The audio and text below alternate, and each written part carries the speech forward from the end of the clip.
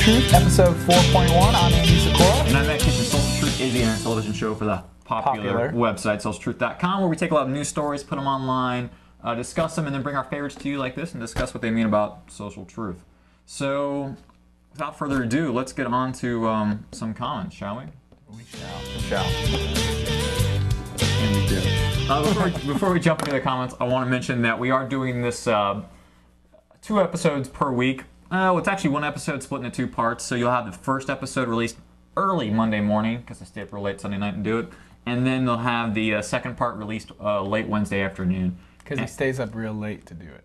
Yeah, and so you can download both of those and kind of watch them, kind of get them in 2 different chunks. They should both be under 10 minutes, and you can stream them both from the website on YouTube, so it's So you're telling me I could watch us twice a week? You will. It used to be once every 2 weeks. I know it. Now it's twice a week. Twice a week. Every week we're coming to you. Man, I'm happy for you people out there. And so, you are some lucky people. Yeah, so tell your friends that they can be lucky as well and watch Social Truth. Yeah. I mean, Social Truth, yeah. It's true. So the first comment that we want to get to is we had, let's see, Harrison write in to socialtruth@gmail.com. And he had some good comments, actually a lot of comments, but one of my favorite ones that he wrote, or one of the ones I think that's most pertinent, is when this was on episode 2, we talked about V for Vendetta and what that kind of meant to society. He said, once again, we're supposed to question authority, and once again, this country was founded, what seems like it, on the hope that we could do that, and that the hope of it came down, if the government came down to it, if the government would be afraid of its people. And then he told Andy that he shouldn't just care about America. By the way, I do care about more countries than America. Andy, show some compassion. I care about England. And what are our other allies? All the other Anglo-Saxon. Oh, wait, no. I would say Australia. Australia. I care about China and that they don't kill us and blow us all up someday. Nope, just England and Australia. I'll care about China for us then. Did you say Anglo-Saxon? Yeah. Listen, that was a joke about Australia and England. I love every country. So, thanks for the comment. Did you have any response to that? I mean, that was kind of along the lines of what you were saying, probably more so than what I was. Sure. I think that there's a lot to what he just said that's true, and I think that we'll get into that when we talk about what's going on in France in episode 4.2. In part 2, yeah. And quickly, I think it is important to think that our country was founded on the fact that we didn't have to question the government and go in a revolt against the government. Right. And so that's a good point that I did overlook. So Harrison, thanks for that comment. And also there was another good comment. We talked about the last week. We talked about the whole Apple and Windows merger, which once again I'm a nerd. I'm going to bring that back up because we had some comments on the website. The Greg posted that ever since Steve Jobs has joined back with Apple, that nothing but like genius has been coming out of it. Nothing but genius. Like, hey, we should totally let Windows take over our systems. Absolutely. Shut your mouth. I'm just saying. It was a good move. Like and saying, Steve Jobs. Hey, we're Coke. Let's fill our cans with Pepsi. That's what it's like. That's exactly what it's like. It's like having a divider. We have superior cans. It's like having a divider and Coke and saying, we're going to put Pepsi in it. Coke says, we make a really good can. Let's put Pepsi in it. Let's put a little Coke in it. Let's put a little Pepsi in it. And since we make more money selling cans, this analogy does not work at all. McDonald's has a great wrapper. Let's wrap a Whopper in it. It doesn't make any sense at all. We're moving on. And we're going on to the next story. So, next. Can't believe you're trying to make that point. I can't believe it. All right, first story, from MySpace to safer space. Worried by reports of sexual predators, the web phenom gets tougher about protecting minors. And phenom it is. Check this out. 1 year. 1 year? 1 year. MySpace goes from 10 million users, which is actually kind of a lot, That's a lot of people, to 70 million users. That's ridiculous. 60 million users in 1 year. Are you kidding me? That's a lot. That's kind of like Social Truth. It is. So, but if you take million out. So yeah. So you can.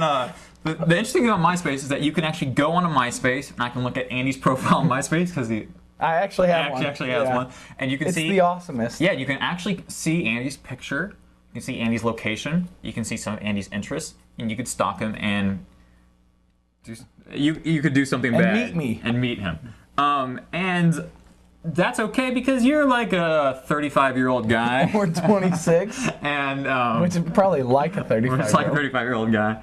And so, you know, I don't think you really have too much fear of that. Right. But if you're a 14-year-old girl, which I'm sure you can embody pretty easily. I can't imagine that. Yes. So there's a lot of predatory crimes that have been linked with MySpace lately. Sure. Because a guy can get on there, check out these 14-year-old girls or 13, whatever, disgusting kind of fetish he has, and check out their picture, find where they're at, and basically pretty easily go find them. Even if it's not to that extreme, there's this person I know, she's like 20 years old, she has a MySpace account. She was telling me she has this program that she can see who's checking her profile. And she told me that there's this one dude that she knows who checked it like 17 times in one night. Freaky. And it happens every night. Like, that's freaky. creepy. Like, MySpace creeps me out. Yeah. Like, I like the fact that I can collect really online scary, friends, dude. but like, it's not just the little kids that we should be worried about. We should be worried about everyone. Yeah, it's weird. Yeah. Okay. So MySpace has been taking a lot of heat for this because they said they've been doing nothing to protect it. Yeah. So what they've been doing is they hired a director. He was a former director of consumer security outreach and child safe computing at Microsoft. So, and they hired him to be their chief security officer, and they were starting to do things like let children aged 14 to 16 shield their personal info from strangers. That's not protecting anyone. Doesn't make them do it. It just allows them. Yeah, If, it's like turning a filter on when you're 7. Problem is, you can't assume 13 to 14-year-old girls. No offense, 13 to 14-year-old girls watching this. I just know some. You can't assume that they have enough common sense that they need to shield that from guys, because they walk around with letters on their butts because of their. God bless America. I tell you what. You see what I'm saying, Harrison? That's why we love America. Right on. So, truth. Seriously, it's time we start taking a stand and action to protect our children. Yeah. And like you said, you know, I'm sure it's generally anyone. I'm sure it's generally gonna be the females, but these people that are gonna be easily preyed upon then. And we need to start from the parents at home, like all the way up to the business owners that are doing this. Yeah. I don't think MySpace is doing enough. No. Hiring a chief security officer and you're probably paying them, like 3, 7, 8 figures, whatever. But it's not enough. Like, seriously, take some serious precautions and don't just, you're making profit as is. Yeah. Sink that profit back into actually protecting your users before you have a lot more cases on your hands. And parents, watch what your kids are doing online. Yeah. Protect them from doing it online, and make them wear pants that don't have words on their butts. On the butts. Okay? They're 13. That's just a little pet peeve. But, so weird. Anything else you want to say to that? There's a lot I could say, but I'll say and no. we won't touch it. Next story. That is recalling 19,140 of its Mustang Cobra sports cars because the gas pedal could get stuck on the carpet and lead to a crash. So I had to send my Ford Mustang Cobra back. But mostly because you stole it. Mostly because I stole it. So there hasn't been any deaths associated with this, but numerous crashes and a few minor injuries. What was it? 101 complaints. 101 complaints from customers. Including reports of 2 accidents and 1 injury. 1 injury. 101 complaints of people. There's been 101 people driving a Mustang Cobra, which has some muscle.